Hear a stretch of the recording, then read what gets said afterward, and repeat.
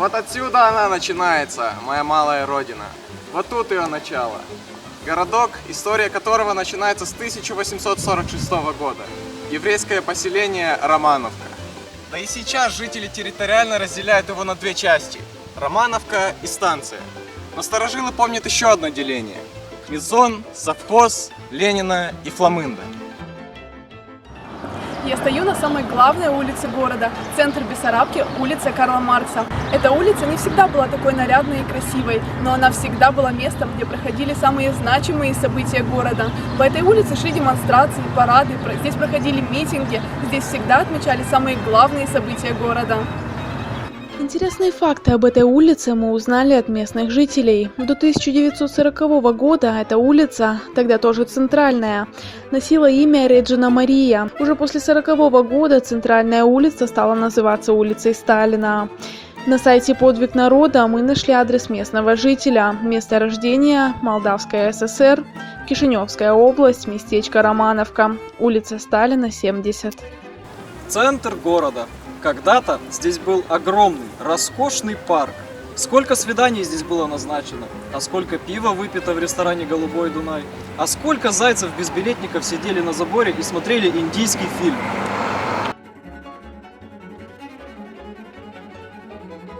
Этот весь пустырь был когда-то до войны застроен, там были магазины, дома богатых людей. Их, очевидно, разграбили и все уничтожили. А после войны там сделали парк, и в этом парке поближе уже к северной части была братская могила, и по двум сторонам ее были бюсты Ленина и Сталина, небольшие такие. В 1984 году памятник был перенесен на его постоянное место, где он находится теперь. Однако первые изменения в оформлении центральной площади начались раньше, в 1979 году, и были они связаны с образованием района и необходимостью постройки административных зданий. Свой теперешний вид площадь приобрела к середине 80-х. Это одно из самых старых зданий местечка Романовка, которое сохранилось по сегодняшний день практически в его первоначальном виде. А построено это здание было в начале 20-х годов прошлого столетия, и первичным его названием было «Еврейская касса взаимопомощи». Затем касса была переименована в Еврейский банк. В 1940 году власти обязали всех вкладчиков вернуть займы, и банк был национализирован. С того времени банк функционировал как государственный. Государственным банком он остался до 1991 года. С 1991 года это уже Молдова Агрейнбанк, а в 2010 году Агрейнбанк переехал в новое здание по улице Карла Маркса. Если пройтись по этой маленькой улочке, то через каких-то 50 метров мы увидим ворота, за которыми находится двор мельницы и сама мельница, построенная еще в 1908 году и оснащенная французским оборудованием. Мельница работала вплоть до начала 80-х годов. До войны за мельницей стояли еще два дома, а дальше уже был пустырь. Это была граница Романовки. После войны с образованием колхозов на пустыре за мельницей располагалась машино-тракторная станция МТС. А нынешняя улица Трудовая стала застраиваться уже в конце 60-х, начале 70-х прошлого столетия. Вот здесь очень долгие годы находились детские ясли «Сад Малыш». С начала 1950 года здесь воспитывались детки и груднички с полугодовалого возраста.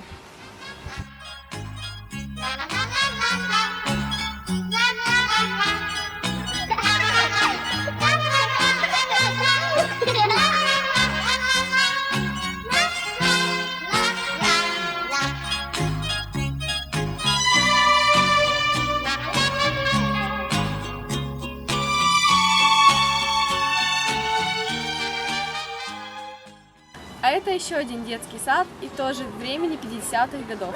Здесь воспитывались детки постарше, после яслей и до самого школьного возраста.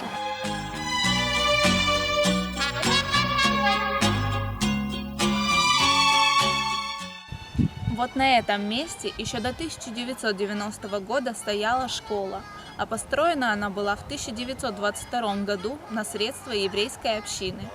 Первая еврейская школа была построена в 1922 году по 1924 года, в которых обучались 22 школьника. Это была одна из немногих тогда в Бессарабии еврейская 7-летняя школа Тарбут, в которой все предметы, кроме 1 класса, преподавались на иврите. Сохранилось даже имя директора школы – Аба Бланка. После войны школа полностью перешла на русский язык, и в последующие годы, вплоть до 1960-го, здесь получали образование все местные дети учащиеся.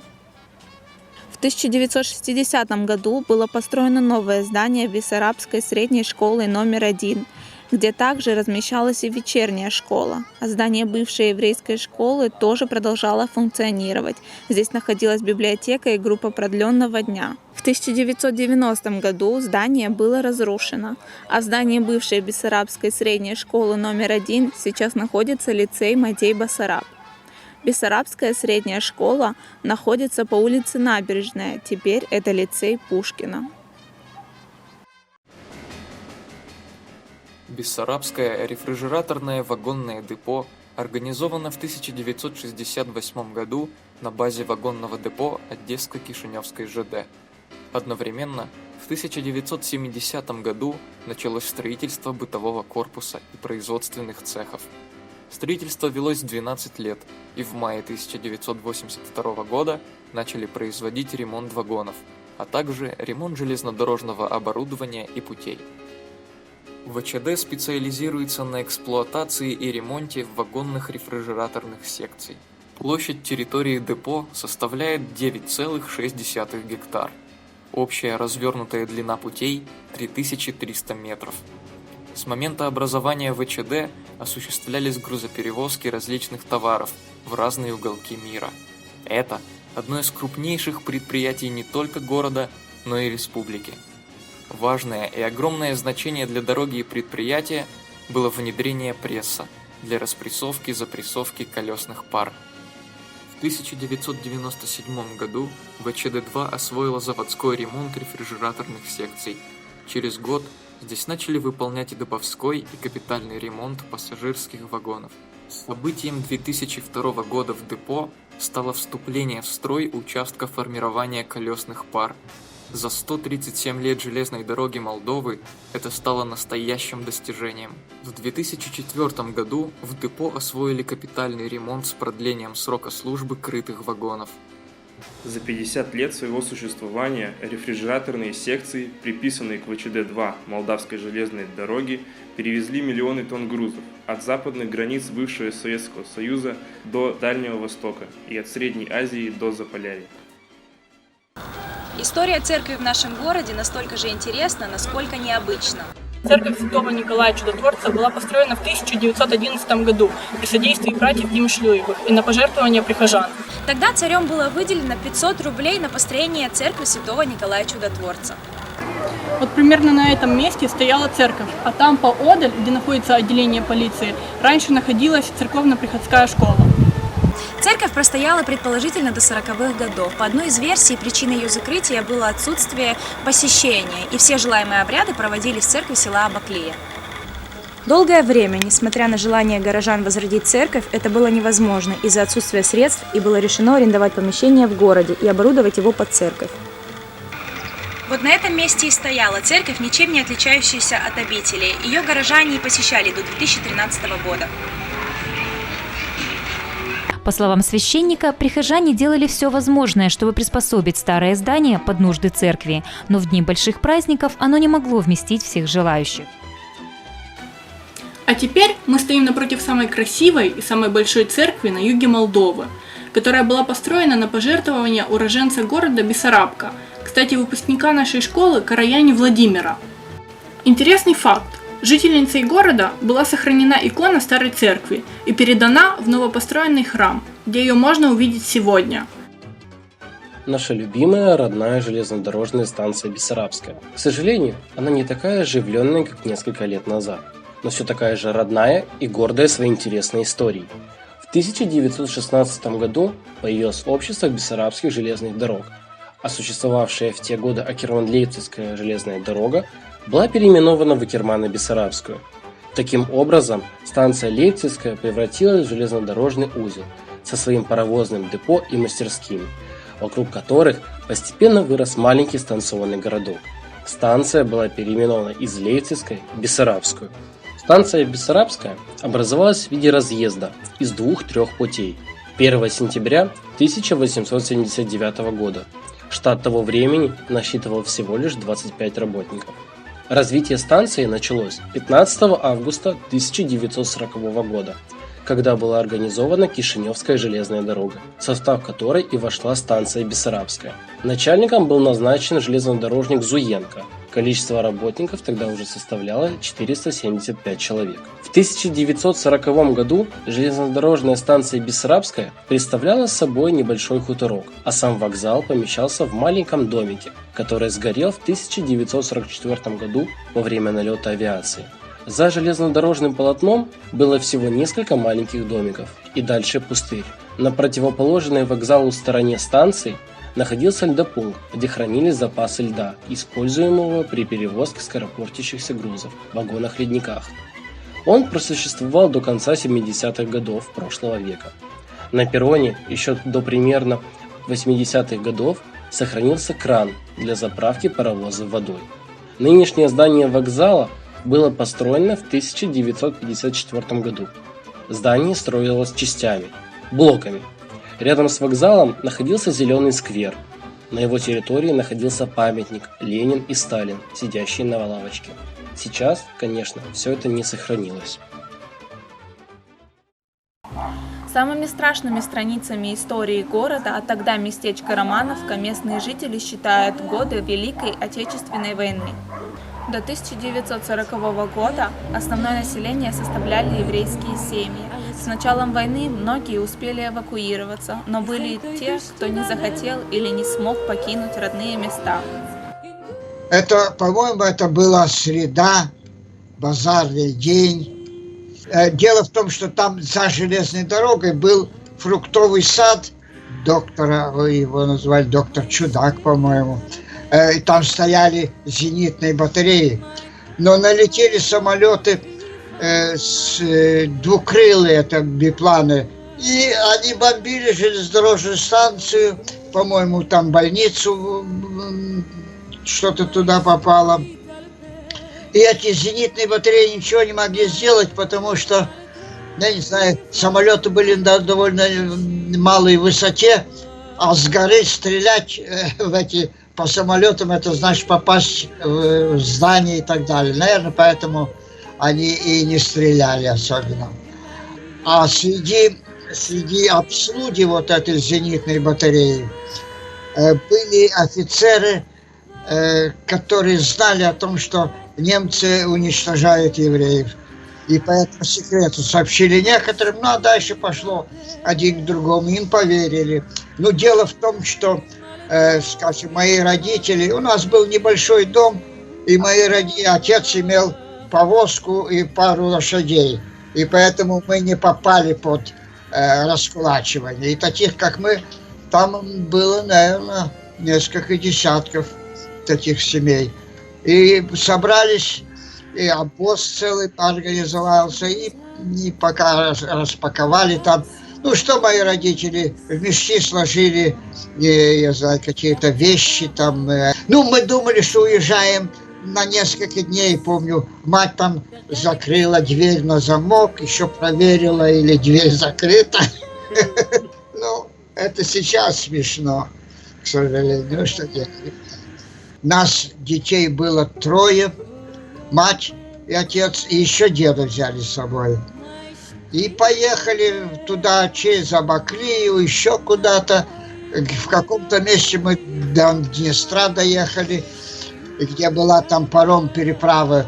И помню, родители там уговаривали охрану, чтобы они нас пропустили. Они там показывали свои советские паспорта. Ну, пропустили нас. И дальше, где-то, по-моему, туда где-то в Украину попали. И помню, конечный пункт где-то в Ростовской области, село Буковка была, по-моему.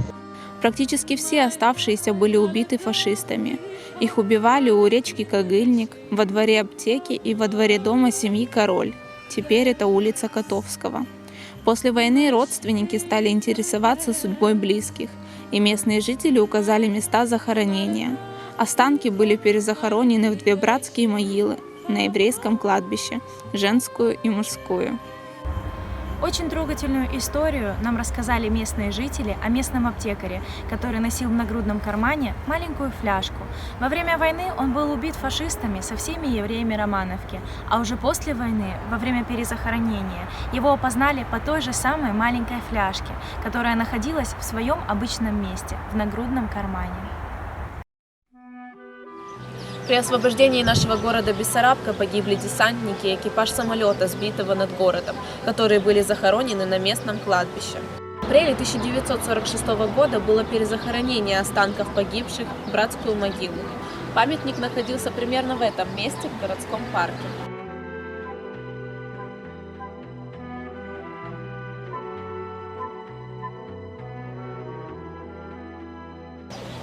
Позднее, в 1965 году, памятник был реконструирован, и уже вместо самолета была установлена звезда. В таком виде памятник долгое время простоял в парке.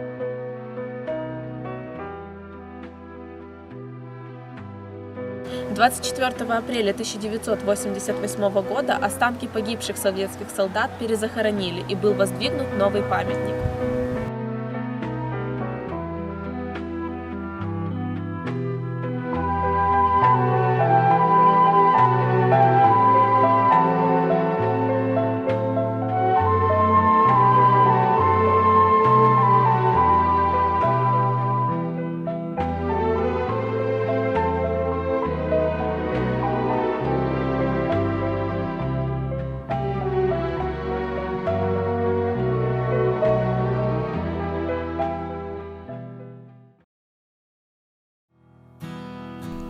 Наш город нельзя назвать большим, но ведь величие измеряется не количеством квадратных метров или высотой небоскребов.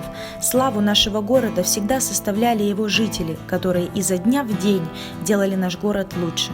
Железнодорожники, врачи, учителя, инженеры, строители – все эти люди из поколения в поколение посвящали свою жизнь тому, чтобы сегодня мы с гордостью могли сказать «Моя родина – Бессарабка». Делай вопреки, делай от руки, мир переверни, небо опрокинь.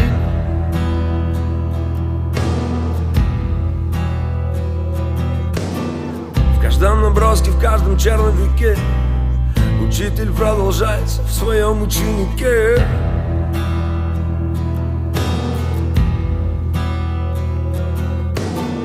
Всю мою жизнь я иду ко дну, всю мою жизнь я искал любовь, чтобы любить одну.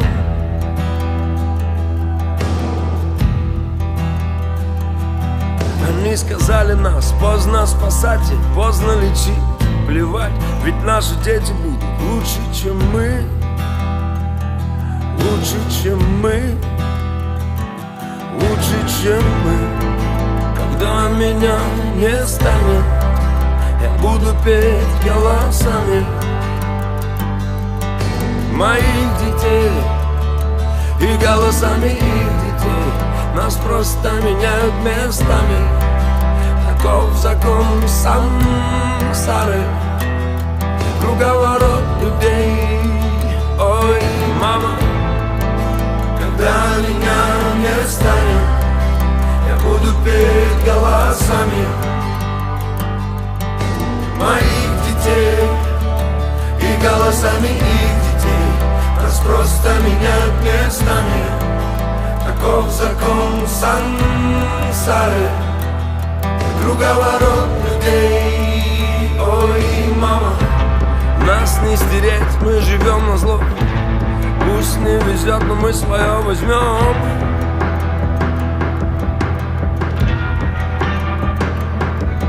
Это небо вместо сцены, здесь все вверх ногами. И эти звезды в темноте, тобой зажженный фонарик.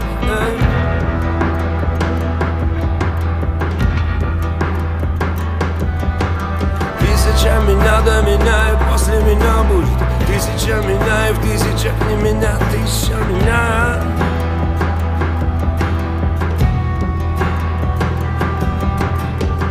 И мы снова вдребезги, и нас не починить. Плевать, ведь наши дети будут лучше, чем мы. Лучше, чем мы. Лучше, чем мы. Когда меня не станет, я буду петь голосами моих детей и голосами их детей. Нас просто менять местами. Таков закон сансары, круговорот людей. Ой, мама, когда меня не станет, я буду петь голосами моих детей и голосами их детей. Нас просто меняют местами. Таков закон сансары.